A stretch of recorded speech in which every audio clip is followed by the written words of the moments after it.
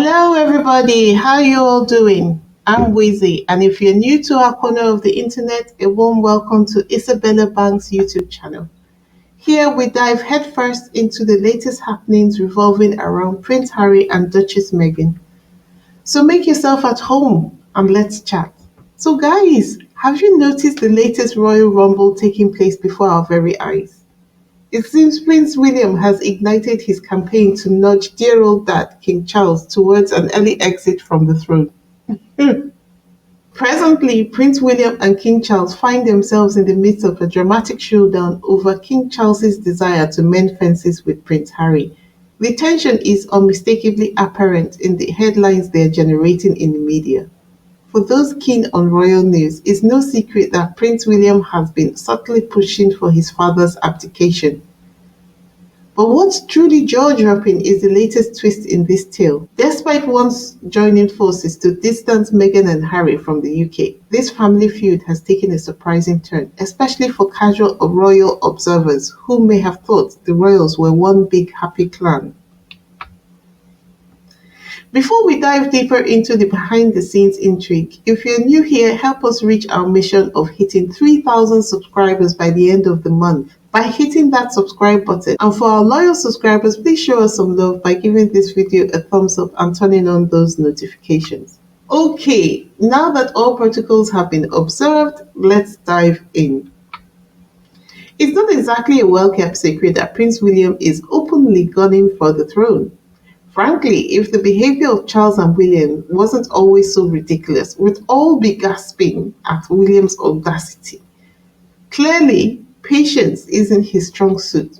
In the months leading up to King Charles's coronation, headlines started to float the idea that William would be a superior choice for king. They argued it would be in the nation's best interest if King Charles stepped aside, allowing the monarchy to leapfrog a generation and hand the crown directly to William. Do you guys remember that? To bolster this campaign, there were numerous glowing articles about William and Kate, including the eye-raising Catherine the Great article. Remember this one? That caused so much furore. Some even speculated that Kate Middleton's mother, Carol Middleton, was orchestrating this PR blitz. That could possibly be the reason why William is not doing anything to bail them out of the financial crisis they currently find themselves in. At the same time, it appeared even Charles was given a nod to this campaign. To everyone's surprise, including perhaps William and Kate themselves, Charles went ahead with his coronation, officially ascending the throne. The fact that William and Kate had failed to foresee this turn of events is nothing short of mind-boggling. I mean, Charles had been waiting all his life to ascend the throne. What on earth made them think that Charles would be willing to step aside to allow William become king in his place? Regardless, whatever promises Charles must have made to William, he should have known that ascending the throne in place of his father was going to be a no-no. After the coronation, things seemed to quieten down, with William inheriting the plum estate, the Duchy of Cornwall, to keep him occupied. But now, with newfound wealth and influence, he appears to have rekindled his campaign, this time with apparent media and government backing to accelerate his father's exit. Evidence of the renewed campaign caught my eye when the controversy surrounding King Charles's visit to France spilled into the media. For those who were not following, during his trip, Charles clashed with Prime Minister Rishi Sunak over the UK's environmental policies, particularly the pace of the transition to net zero emissions. King Charles, a fervent environmentalist, stressed the urgency of tackling climate change, while Rishi Sunak announced a delay in the government plan to ban new diesel and gas-fueled cars from 2030 to 2035. King Charles's stance caused considerable embarrassment for the British government on the global stage, resulting in hit piece after hit piece against King Charles. Not that he doesn't deserve it for his outrageous treatment of Prince Harry, but we can see the hit pieces for what they are. One such headline read, King Charles slammed for taking 75-minute flight after global warming warning in France. Another, from Jan Moore of the Mail Online, began to question the relevance of the royal family post Queen Elizabeth. Ouch! That is like kicking him in his most sensitive spot. Another headline said royal insiders believe the king may put off Queen Elizabeth II's biography over his relationship with Diana. Queen Elizabeth II's alleged dislike of Queen consort Camilla. As though King Charles had been thinking about what he could do about the recent happenings. A headline suddenly emerged suggesting King Charles was making efforts to mend fences with Prince Harry. Almost immediately, a counter article came out claiming that King Charles was frustrated with the fact that Prince Harry and Meghan Markle's saga was overshadowing his monarchy. The girls were obviously fighting.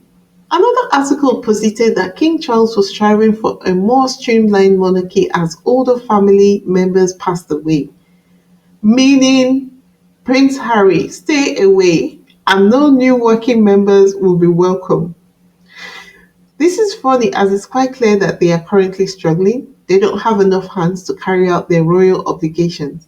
So this stance from them is more like a case of them cutting off their nose to spite their face.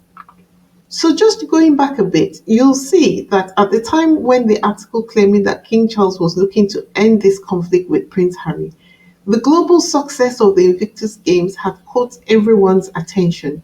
It seemed that behind the scenes communications between King Charles and Prince Harry might have been in the works.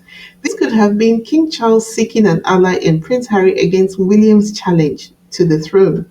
But reconciliation between Prince Harry and King Charles was never going to be straightforward. Prince Harry had always said that it will require a grand, highly publicized gesture of apology to Harry, Meghan, and their children. I am convinced that King Charles reached out to Prince Harry privately, who reiterated his conditions for reconciliation. As a result, we saw articles cropping up with headlines like Prince Harry wants father to apologize before returning to royal family. To those who get triggered when talks of Prince Harry returning to the royal family arise, calm down, calm down, calm down.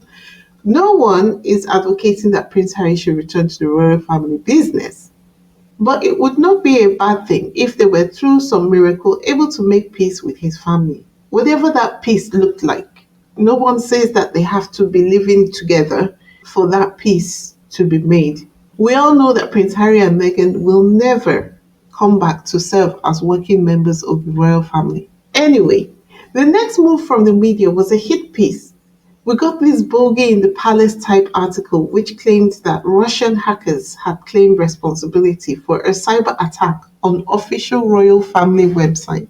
This reminded me of the news that came up some time ago which claimed that someone with a crossbow had trespassed Buckingham Palace and even climbed into the Queen's bedroom.